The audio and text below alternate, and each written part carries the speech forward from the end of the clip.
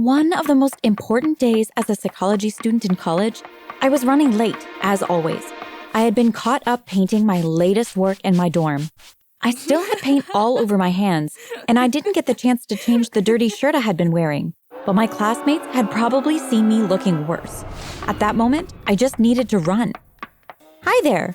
Please take a moment to like this video and subscribe to our channel to let us know you want more insane stories like this one. I burst in through the door and went straight to my usual seat, next to a few of my friends who also studied psychology. The teacher was just now walking in, so I got lucky. The day has arrived, my dear students, to decide on your final experiment, she said. This was my favorite part of the course. We did experiments all over campus pretty often, but they were mild ones or ones that had been done before. This time, we got to design our own experiment, and we could make it as crazy as we wanted to, as long as it was ethical. My friends and I turned to each other grinning. We had been waiting for this since it was first announced weeks before. So what do you guys have in mind? I asked them excitedly. Their expressions dropped immediately. We thought you would have an idea, one of them said. Yeah, Lynn, you're the idea girl, my other friend said. I put my head down on the desk as I usually did when I had to come up with something really quickly. I like to think of my creativity as a lemon sometimes. I just imagine that I'm squeezing it to get all the juice out. Then, I got it, I exclaimed. It's gonna take some work, but you guys just leave that up to me. Here's what we're gonna do. After class, I went straight to the art studio on campus. I majored in psychology and minored in fine art, so I had access to everything I needed. I had the right paint, the glue, and most importantly, the right silicone. First, I worked on my sketches. My psych friends and I recruited some friends from other disciplines to help in our experiment, so there were 9 of us in total. I needed 9 sketches that would turn into 9 masks. You're probably wondering, masks? What are you using masks for? Well, I guess I can fast forward to the day of the experiment. My friends and I were gathered in the cafeteria discussing the plan. I took out a large duffel bag filled with smaller bags and passed them out. My friends all opened them and took out their masks and wardrobe. Lynn, these are insane! You're awesome! One of my friends exclaimed. Everyone went straight to the bathroom to change into their costumes. I was so proud of myself. I really outdid anything I had done before. If I hadn't designed everything myself, I definitely would not have recognized my friends. See, here's our experiment. Each of us was wearing a very realistic silicone mask. And I had picked out clothes that the theater majors used when performing. We all looked like completely different people, and that's exactly what we needed. That day, we headed into the city and did the same things, just in slightly different locations. We would ask people for help, complain about something, return a purchase to a store, etc. We would then see the differences in how people treated us based on how we looked. The experiment went amazing. We got so much data, and the evidence we found supported our hypothesis. People could be pretty judgmental at times. Now that we were done, I had to find something to do with my masks. I didn't feel like tossing them out, not after all the hard work and long hours I had put into them. I thought they would look really cool if I hung them up on my walls. My friends were a bit creeped out when they came in and saw faces looking down at them, but I knew these masks like I knew myself, so I found them comforting more than creepy. On a random day, I was super bored. All my friends were super busy, so I was just in my room watching stuff on my laptop. I glanced up at my masks and thought, maybe I can do more with them. I took out a notebook and pen and got to writing. Taking the masks down one by one, I was giving each mask its own identity. I felt powerful. The first mask was Melinda. Melinda has fiery red hair, freckles, and dresses and overalls when she goes to her favorite little coffee shops or for a bike ride in the park. The next mask is Hunter. He only wears tracksuits and likes renting motorcycles just to rev their engines around the city. Then there's Alan. Alan's nothing special. He's a lawyer in his 40s with a bald spot on his head and a briefcase permanently attached to his hand. Alice wears dark makeup and clothes, and her favorite places are bookstores with witchcraft sections. Nathan looks like he stays indoors 90% of the time, only going out to buy chips, a Coke, and the latest video game he wants to play. Cornelia is flawless. She's always wearing high heels, dresses to impress, and always has sharp comebacks. Mario is not a plumber. He's a veterinarian who loves going to the park to look for injured animals in need of help. And he always wears a lab coat to look fancy. Zelda is an old-school writer, always scribbling ideas on napkins with leaking pens and typing furiously when she gets home. There's also Billy, a total gym bro who always wears baggy clothes so he can then surprise people with his massive muscles.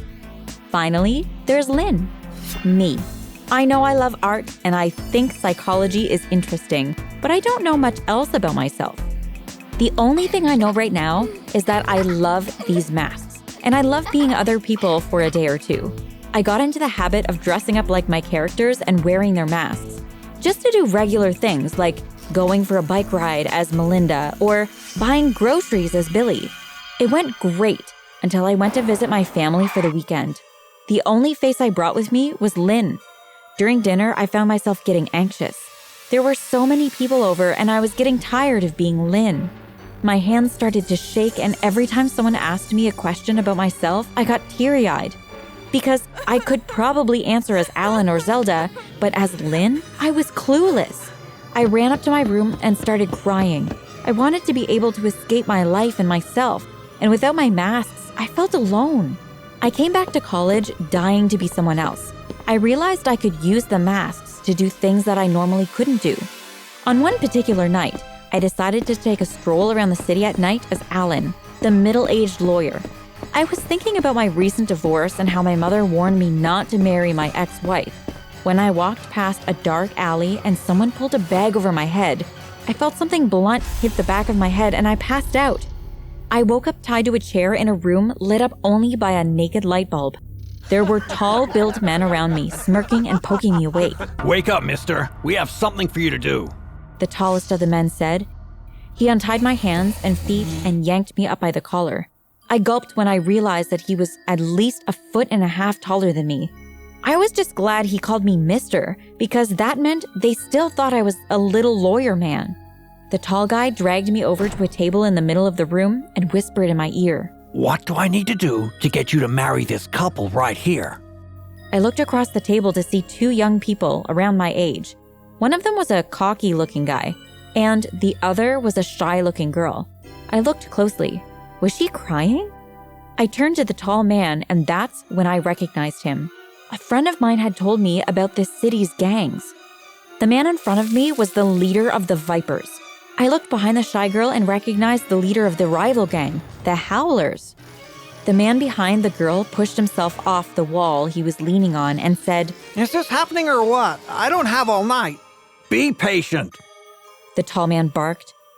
He then leaned down to my height. My friend and I need these 2 lovebirds to get married as soon as humanly possible. We'll all be family then. He smirked. I was so scared of this guy. I thought I was sweating so much that my fake mustache would slip off. Sir, you don't understand. I'm just a lawyer. I can't marry couples, I managed to say. The man frowned. You better be able to in half an hour, or so help me. The leader of the rival gang began, but the tall man put a hand in front of his face and gave me a laptop. Make sure you can do it in 30 minutes, and we'll spare you. He whispered in my ear. He pushed me into a smaller room. I heard people arguing outside while I was freaking out. And then there was a soft knock on the door. The shy girl walked in and closed the door behind her.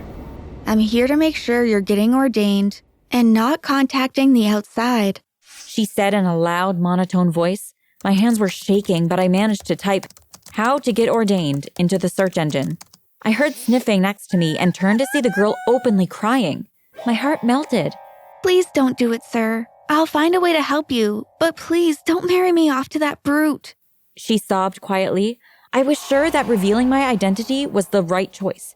I took off the mustache and mask and let my hair fall out of the cap it was held in. The girl gasped when she saw the male lawyer in front of her turn into a young woman her age. "I want to help you. We need to find a way out," I said to the girl. She looked so happy that I was a girl like her and willing to help save her. She told me there would be a way for us to escape, so I listened to every word. 5 minutes later, I walked out of the little room wearing my mask and mustache, carrying the laptop under my arm and with the girl right behind me. I need a few supplies to finish the process. Do you have an office here?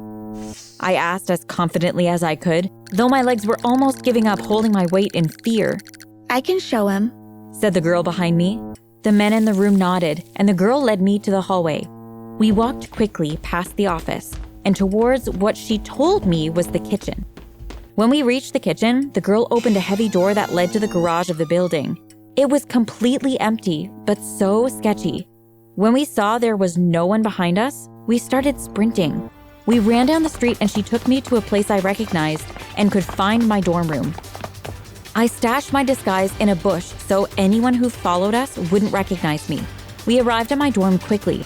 There was a bang on my door not 5 minutes later, which made me relieved to have killer instincts. When I opened the door, the girl's fiancé found Zelda and Billy, not a lawyer and the girl. He muttered something and ran off, fuming. The girl and I sat down and took a deep breath. I quickly put all the masks and costumes in a duffel bag, as well as some water, snacks, and cash. The last thing I gave the girl was the notebook I had written the identities in. I had found a purpose for my beautiful masks. How will I ever repay you? Zelda said, tearing up again. Just be safe and go as far as you can, I said. If you ever need me, wear the Mario costume in the park around the corner from here. I'll recognize you as soon as I see you. The girl and I hugged goodbye, and she disappeared. My masks were gone, but it didn't feel like I lost them. More like they got a better purpose. Now, Melinda, Hunter, Alice, Nathan, Cornelia, Mario, Zelda, and Billy would help someone else. Even more than they helped me. Besides, I still had Lynn.